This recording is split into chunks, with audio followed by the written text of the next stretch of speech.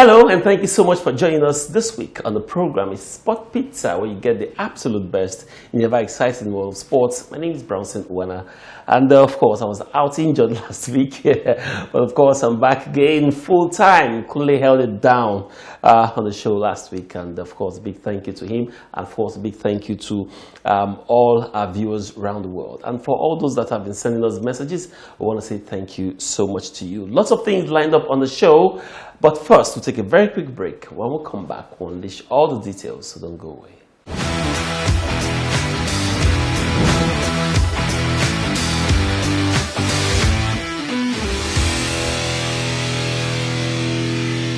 Welcome back. Now, luckily, Philip joins me at this time. Kule, good to have you on the program. Yeah, thank you very much, Brownson Uwana. It's great to be here once again, and a lot of happenings in the ever-exciting world of sports last week. I'm really very delighted to be here. Very well, Kule, good to have you as well. Now, we are gradually counting down to the big game, to the big thing that will happen in 2022. World Cup year is always very special to football in nation, and of course, around the world, whether a country qualifies or not.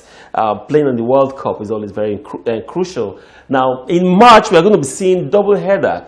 Super Eagles of Nigeria versus the Black Stars of Ghana would be slugging it out. And I must tell you that, let's start from the coaching crew. We saw what happened after the African Cup of Nations. Before the AFCON, we also reported on this show that we're going to have the foreign coach.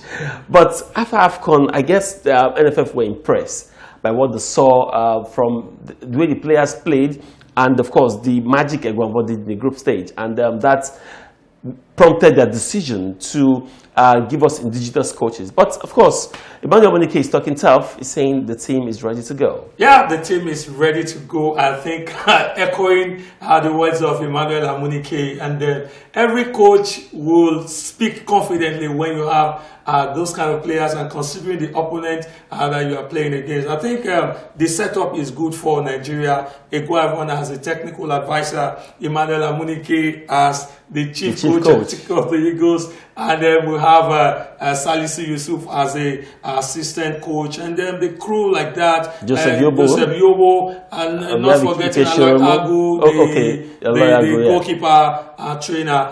That's where some people really have their reservations about the fact that Aloy Agu was retained, because a lot of people have of the opinion that we are really having challenges in the goalkeeping department. But having said that, I think I love the confidence being exhibited by Emmanuel Amuneke. He spoke confidently after because some people felt that he might not accept the offer at the initial stage, but he came out to say that he's really very delighted, and considering the fact that he has a good relationship with the technical head, the technical advisor of the Eagles, talking about Augustine Egwuavon, that is really ready to work for Nigeria, and of course with the technical crew, and having it at the back of their mind that these are people that have played football at the highest level in the time past, and they are really ready to serve Nigeria diligently, and also passing a message across to the young players who are playing right now, those that played after them, that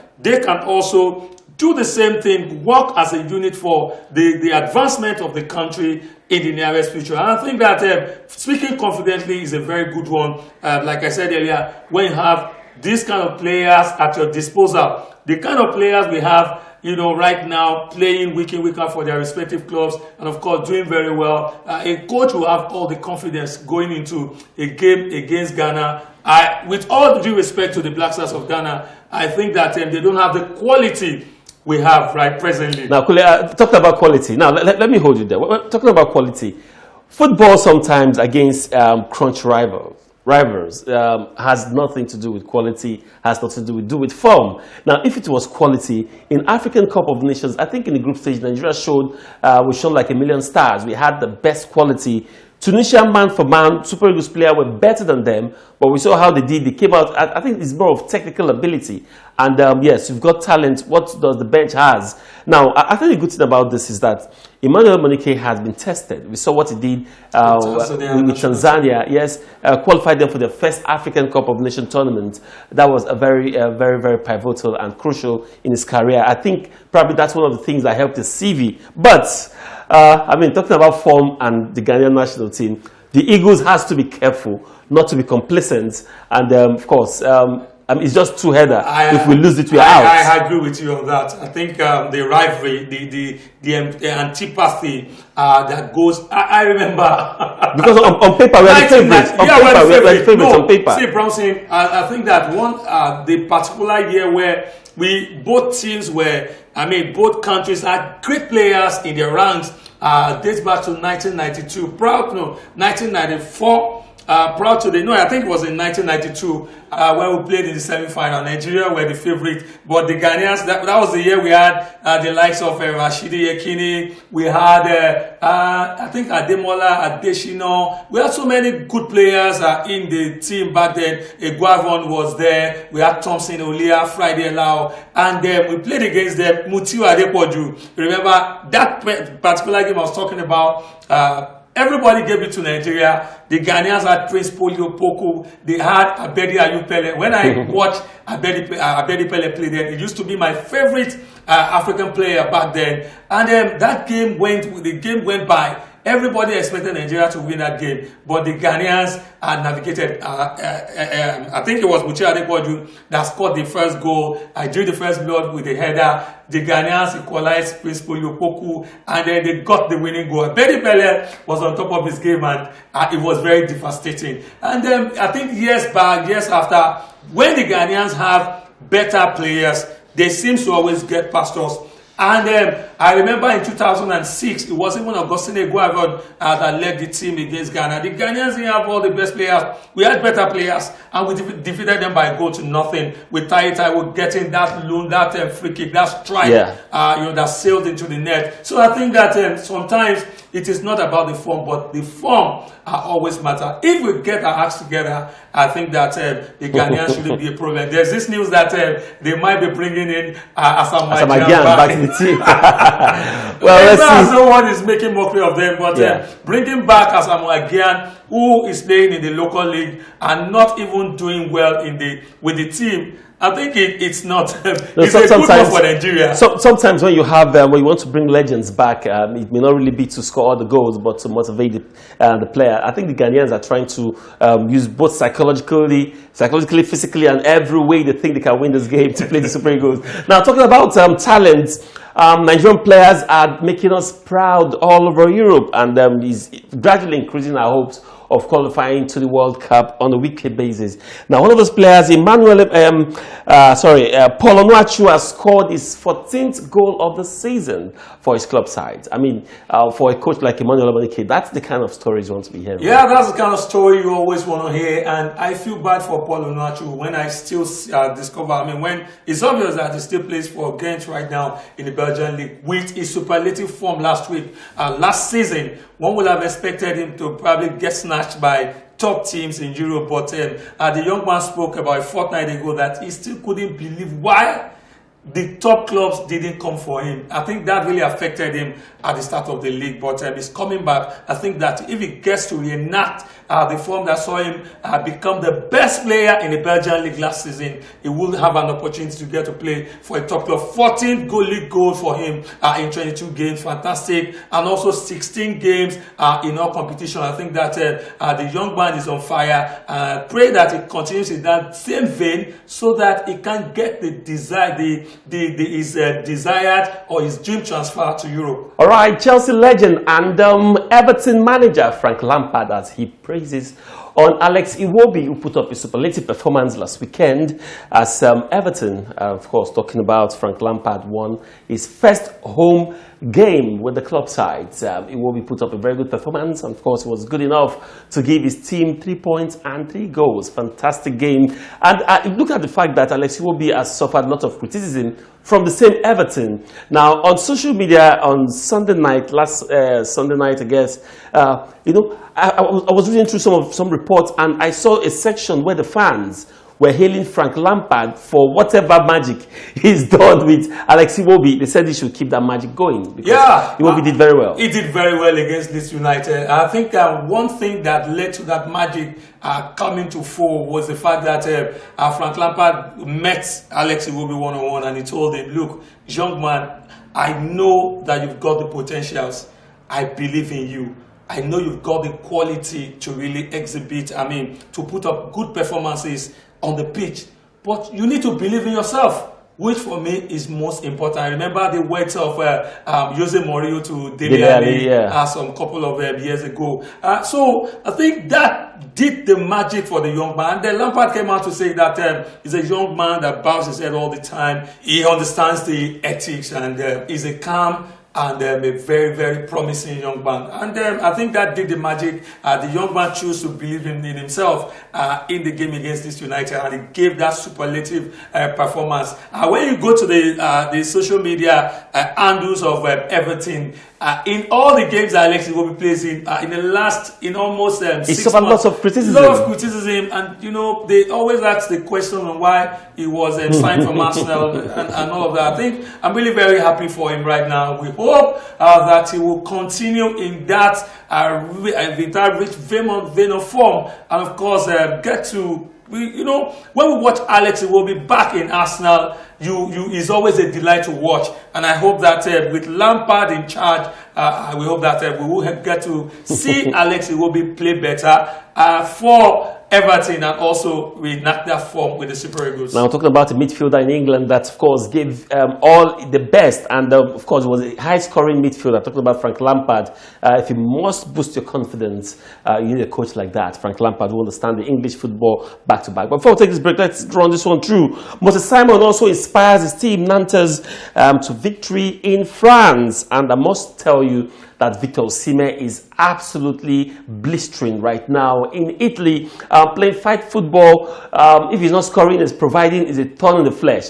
Now, we have two strikers that have same attributes, in my opinion. We also have Sadiq Umar. Last weekend with Almeria, I mean, I begin to picture Sadiq Umar play from the right side of forward, and Victor Osimhen in 4-4-2. I think these guys will tear down any defense in the world. Yeah, they will tear down any defense in the world. And Sadiq Umar, I think since he came back from the African Cup of Nations, he's been scoring about a fortnight back. He bagged 2 penalties. I think he walked 2 penalties for the club, and he scored one of the goals. I watched the highlights. It was really a delight to watch. And last week as well, he got one of the goals, making it, I think, his 10th goal of the season. And then for Osimhen as well, the coach Spalletti came out last week, I think 2 weeks ago also, to say that they really will want to implore the players, the midfielders, and some of to just supply him the ball. Supply him the ball. What Osimhen needs, get into the 18-yard box and feed him the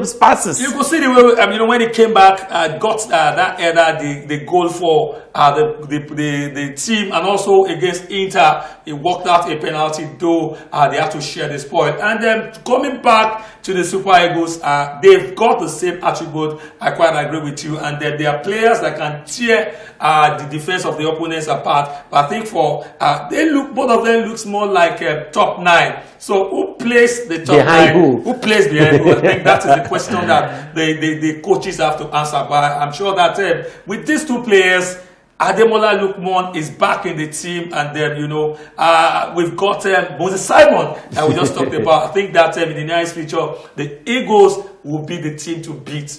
No doubt, Eagles will be the team to beat.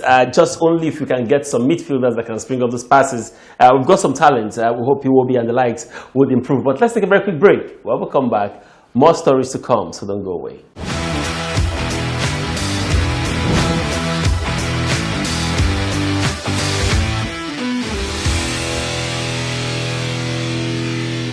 Welcome back. Now let's go straight to what's happening in our league. Nigeria Professional Football League is absolutely buzzing as Rivers United are comfortably sitting on top of the log, having played 12 games, won 7, drawn 1, and of course they've lost just 1 game all through the season. Fantastic one, must be said. Of course, Plateau United are leaving a stone unturned, closely following. Rivers United played 12 games, 8 wins.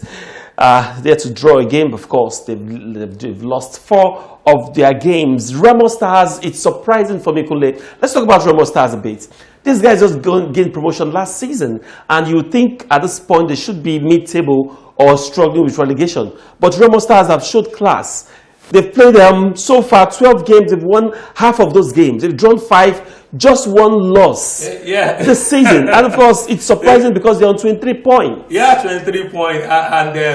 You know, last week and 2 weeks ago, we talked about their consistency, whether they will be able to sustain the momentum. But right now, they lost their game against Gombe United, and that was their first loss. The unbeaten streak came to an end. Yeah, first loss. I mean, we must emphasize that it was the first loss of the season. First loss of the season. Yeah, for me, they've really done very well. You know, when teams like this lose, they lose games. It's always very difficult for them to come back. I'm hoping that this will not affect Remo Stars in any way because they've lost the number 1 spot right now to Rivers United, and Plateau United also coming second in the order with the fantastic win they recorded against Sai Mesugida, talking about Kano Pillars, going out there to Kano to get the victory for them. For any team, it is not always easy, but they went all out and they carted away with the 3 maximum points, with the goal coming in the 9 minutes, I think in the 84th minute. So it's still a very competitive one. We had Enyimba playing out a 1-1 draw at home, a bad result for Enyimba, if you ask me. And the team seems to really, we are beginning to see teams, giving a good account of themselves as they eat ups up. It remains to be seen whether Rivers United will be able to sustain the momentum, or whether Plateau United will also, because when you look at the table, I think Plateau United has won more games. They've won 8 games, much more than the table toppers who have won 7 games. So let's see how things will pan out eventually. For MFM, they are able to, I think they lost their game. MFM, they're in terrible form right now. Don't forget, last season, MFM struggled to survive relegation. They were almost relegated. Right now, they're in the relegation and waters. So far this time, they are 20th on the table,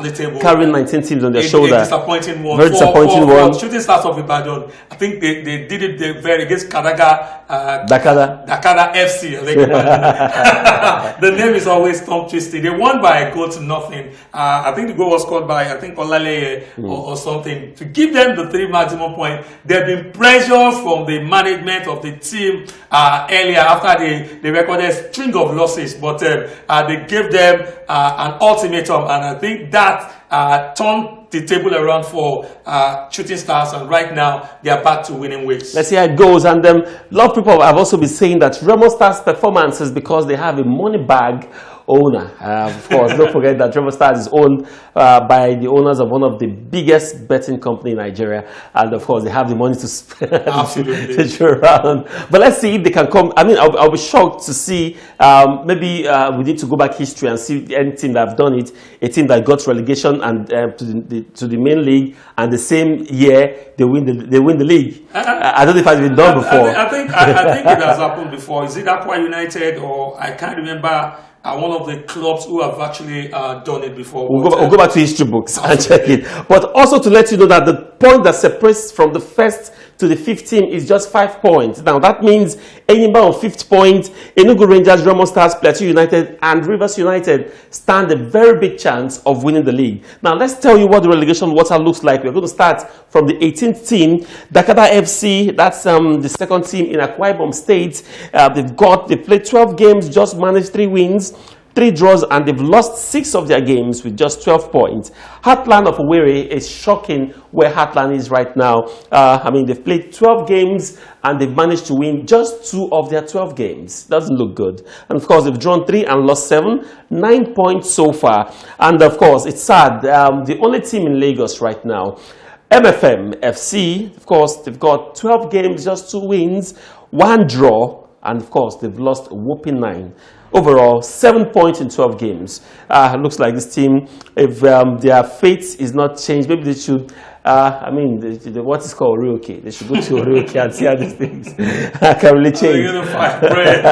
All right, let's talk about a Nigerian who is hosting the flag of Nigeria and flying very high in the mixed martial arts. Of course, they also call it UFC. Now, the UFC middleweight champion, Israel Adesanya, retained his title against former champion Robert Whittaker by unanimous decision in Houston. Now, New Zealand-based Nigerian Adesanya previously knocked out Whittaker. Now, it was supposed to be a rematch. And the guy came out with lots of energy. He says what happened, the knockout the first time was a mistake, even though this one dragged out. That was in 2019. In 2019, even though this one went all to points decision, but then he lost again to Israel Adesanya. And, you know, coolly for me, it's about Israel's confidence. He's saying his title is there. Anyone that has the gods should step up and challenge him for the title. Fantastic for Israel Adesanya, and this is the third time he will be defending his title, and he defended it very well. And I think for Robert, he did a very fantastic job. 2019, it was on a technical knockout, but this year,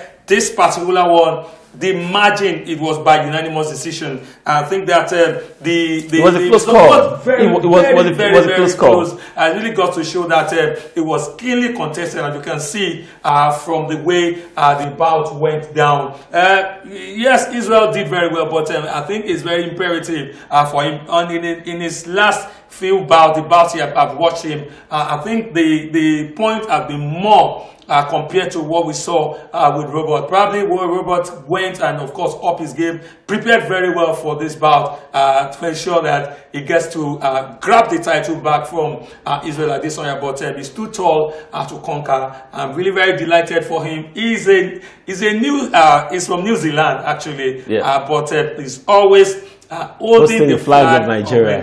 Proud black man, must be said.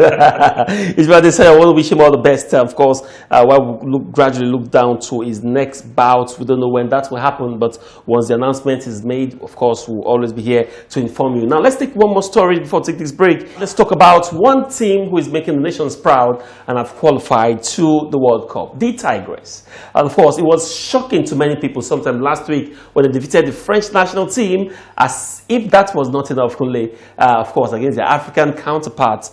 Is it Mali? Mali. Against Mali, of course, they got a very, very impressive result. And of course, they're true to the World Cup. Yeah, they're true to the World Cup since 1973. Fantastic one for the team. And they're continuing from where they stopped against France, whom they beat. Was it just a point or two? Yeah, just 2 points. They were rated 5th best in the ranking of FIBA. I think that when the next ranking comes out, the Tigress are going to really shoot up in the ranking. Fantastic one, a good way to also prepare for the World Cup. Playing against one of the best, though they lost the first game against China, which for me was expected, and the margin was a bit high. But coming back against France to beat them, and of course beating our African counterpart Mali to secure the ticket as far as the World Cup is concerned is a good one for them. We hope that they are able to reenact this form, and of course preparation